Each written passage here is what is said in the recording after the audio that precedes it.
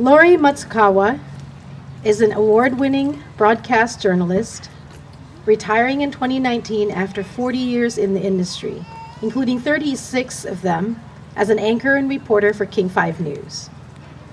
Ms. Matsukawa won 2 Northwest Regional Emmy Awards, one in 2017 for her series Prisoners in Their Own Land about the incarceration of Japanese Americans during World War II, and another in 2018 for Shane Sato, Portraits of Courage, about a photographer's mission to photograph Nisei veterans who served in World War II. As a community volunteer, she is co-founder of the Seattle chapter of the Asian American Journalists Association and the Japanese Cultural and Community Center of Washington, and is an avid spokesperson against racism, especially hate crimes against Asians in the U.S. Please welcome Lori Matsukawa.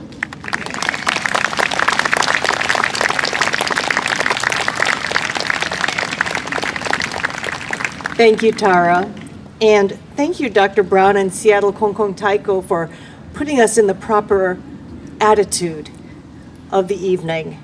It's an evening to remember and to feel solidarity among one another. My son and daughter-in-law are unsure if they want to have children. I asked them why. And they looked at me and said, "Mom, climate change? Nuclear annihilation. We're not sure this is the kind of world we want to bring our children into." And you know what? They're not the only ones who have told me that exact same thing.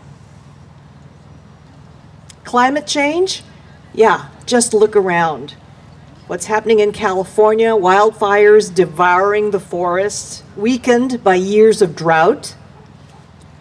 There are many places in California where my son and daughter-in-law live where you can't even buy homeowners insurance if your home is in a wildfire high-risk zone. A 1,000-year flood is happening every year in Kentucky and other states. Icebergs in the poles are melting. The island nation of Tuvalu is being inundated slowly, but the ocean is rising 0.2 of an inch every year. Nuclear danger? Earlier this week, the Secretary General of the United Nations told a nuclear non-proliferation conference that, quote, humanity is one miscalculation away from nuclear annihilation.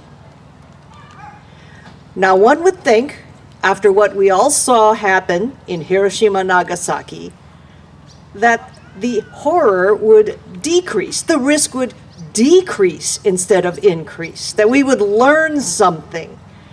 But you wouldn't know that by seeing and hearing what's happening and coming out of Russia, Iran, and North Korea, and our own country.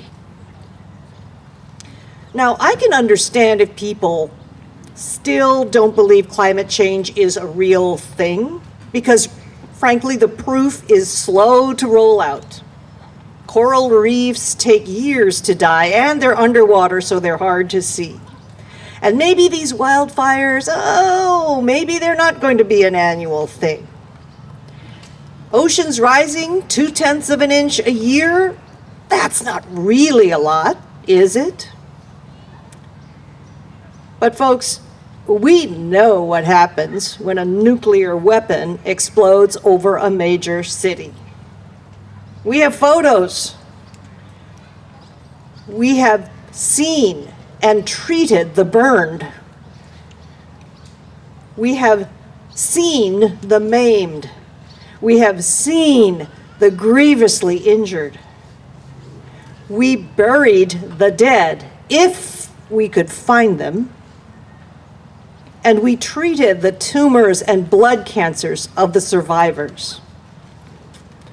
My friend, now gone from this earth, Ken Nakano, right here in Seattle, brought Hiroshima survivors, Hibakusha, back here to Seattle to be treated for their nuclear-related cancers and illnesses. And I said, Ken, why are you working so hard to do this? He said, we owe it.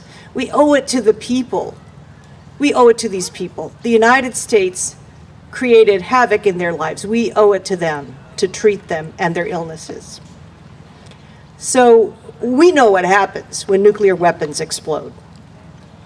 And if you see these photos around us here today, if you talk to any survivors or their kin, you would know that nuclear weapons truly can annihilate humanity and our planet.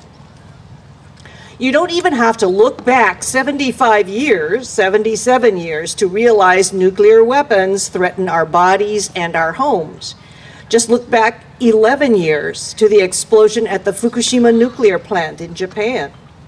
When I went there about 6 years after the explosion to document the recovery, there was still a not safe to return zone. They're so diplomatic in Japan. Not safe to return zone, where people could not live. If they did go through the area, they had to do so very quickly with the windows rolled up. They couldn't stay for very long. One of the agonizing decisions that the families I talked to told me about was where to bury grandma. In her hometown in the red zone, where no one could visit her grave without exposing themselves to deadly radiation? Or should they bury her far away in a strange place? Nuclear annihilation and nuclear illness and nuclear threats are real. So to all of you who are gathered here today, let's continue to remember the victims of Hiroshima, Nagasaki, Fukushima, but also work toward a future without nuclear weapons. Will you please do that for me? Because I really do want grandchildren, and they deserve to be safe. Thank you.